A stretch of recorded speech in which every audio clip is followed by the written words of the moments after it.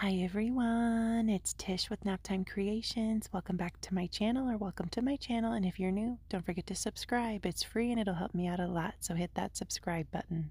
Today's video is more of a tutorial. These are all the supplies you're going to need. You can pause it and take a screenshot or write it down.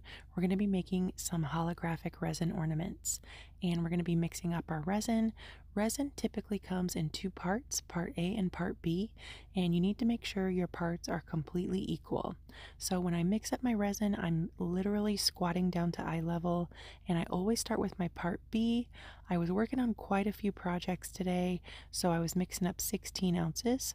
I poured in 8 ounces of my part B, and then I'm going to pour in 8 ounces of my part A. 100% equal parts A and B.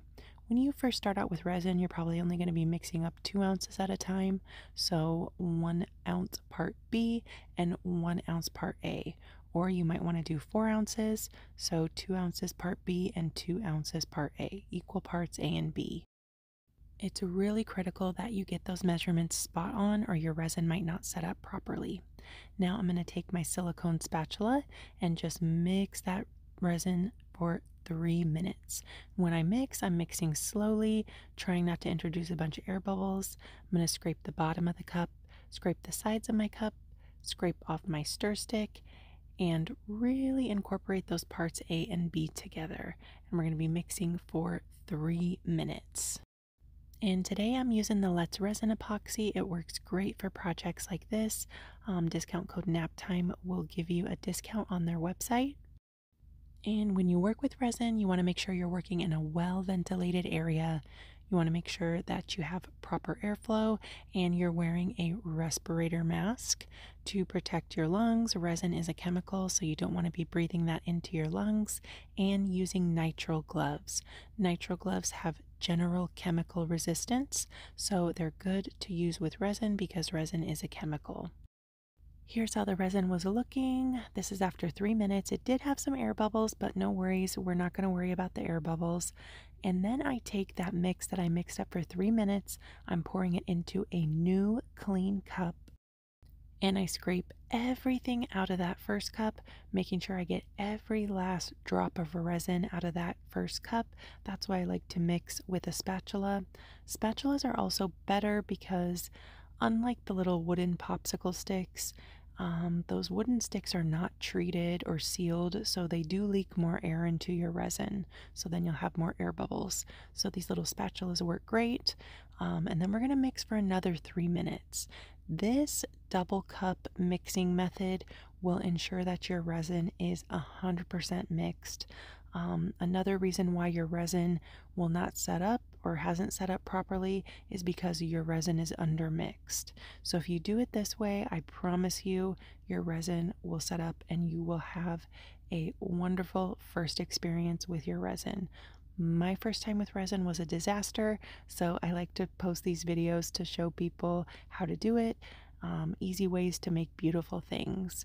And again, mixing slowly, scraping the bottom of the cup, scraping the sides of the cup, scraping off the stir stick. It was 3 minutes. Now I'm going to take 4 ounces, pour it into this little cup here. Now I'm going to take some of my Heart's Desire glitter. You can get this from my Etsy shop. This is probably my all-time favorite glitter. Love, love, love this one. It's such a pretty color. And I'm just going to pour some glitter into this cup of clear resin that we mixed up. And I add quite a bit of glitter. You can see that. I added about 2 tablespoons, I would say, to the 4 ounces of resin. And I'm just going to mix that up. I really love to use glitter in my projects. I just love how sparkly and beautiful glitter is. So I really add a lot of glitter to my projects. And if you add, a lot of glitter, it's not going to affect your resin. It's not going to make it not set up properly. It's perfectly fine to add more glitter if you want. Now here are my molds we're going to be using today. I got these off Amazon. These are holographic molds. So they have that really cool holographic pattern inside the mold. Now with that being said, you cannot pour over or top coat these pieces that are holographic after you've taken them out of the mold. It will make the holographic disappear. I'm taking a little 91% isopropyl alcohol in a spray bottle, spraying my molds. This helps prevent air bubbles from clinging to your mold. And then I'm going to fill up the molds. Super simple and easy. I like to pour a little bit in, let it level out a little bit, and then add more if I need to. You can always add more to the molds, so I kind of like to underfill them to start out and then add a little bit more as I need because resin will self-level, it levels out. And also, you want to make sure your table is completely level before you start pouring. If your table is not level, your projects are going to come out uneven because resin self levels as it cures.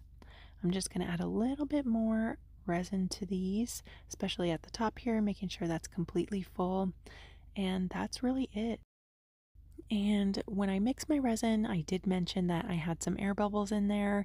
If you're worried about air bubbles, you could get the airless bubble removal machine. That will get rid of any air bubbles in your resin. But air bubbles really are only a problem, in my opinion, if you're working on clear projects or doing a lot of clear. Projects like this with a lot of glitter, you're not going to be able to see any air bubbles. I let this sit for 5 minutes, and now I'm going to go in with a silicone paintbrush and just go around the rim of each of the molds and dislodge any bubbles that may be clinging to the perimeter of the mold. And when I do this, I'm not pushing down to the bottom of the mold. I'm only working around the rim of the mold.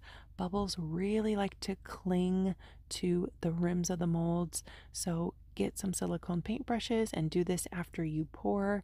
This will prevent any air bubbles from clinging to the edge of your mold because those little air bubbles will show on your finished pieces. And that's it. Let these cure overnight. This is 24 hours later, getting ready to take these out of the mold. They're so beautiful. Look at that fun holographic effect. So easy to make these. This is a great beginner project. And like I said, that holographic effect, you cannot pour over it in any way because it will make that holographic disappear. And it's also fragile. So it can scratch easy. So with the holographic molds, make sure you're not sticking your fingers in there and getting your fingerprints all over the inside of the mold because you can scratch that holographic. It's very fragile. The holographic is basically like a micro texture. So the resin takes on the holographic micro texture as it cures and makes your pieces holographic. So beautiful. I just get mesmerized when I look at these. So fun. And now I'm just going to take some little silver twine. I cut a little piece. You can get this off Amazon as well. I'm going to put it through the little hole, add a double knot, and then you're good to go. You have ornaments. I'm going to insert a little clip at the end of this video, a few different styles of ornaments that I've made, and I'll also pin those videos down in the comments or add a link to them if you want to see how I made these other ornaments. I'll link all the materials I used down below in the description box along with any coupon codes that I have, so if you want to get any of these products to try, you'll get a little bit of extra savings. Here's how it's looking all finished. You could jazz this up if you wanted to. You could add a bow. You could get real creative. If you use vinyl decals, you could add names to these. Whatever you want to do, the possibilities are endless. You could do a lot of really fun things with resin. It's a fun medium to use, but you do want to work in a well-ventilated area and wear a respirator mask when you work with resin. This is one of the other ornaments I was talking about. I have a tutorial showing how I made these on my channel. I'll link that down below. And if you want to see how I add rhinestones, let me know down in the comments and I can do a video showing step by step how to do that too. Thank you guys so much for watching this video. I hope you liked it. If you did, leave me a like. Don't forget to subscribe and go check out a few more of my other videos. I'll see you soon for another video. Bye guys.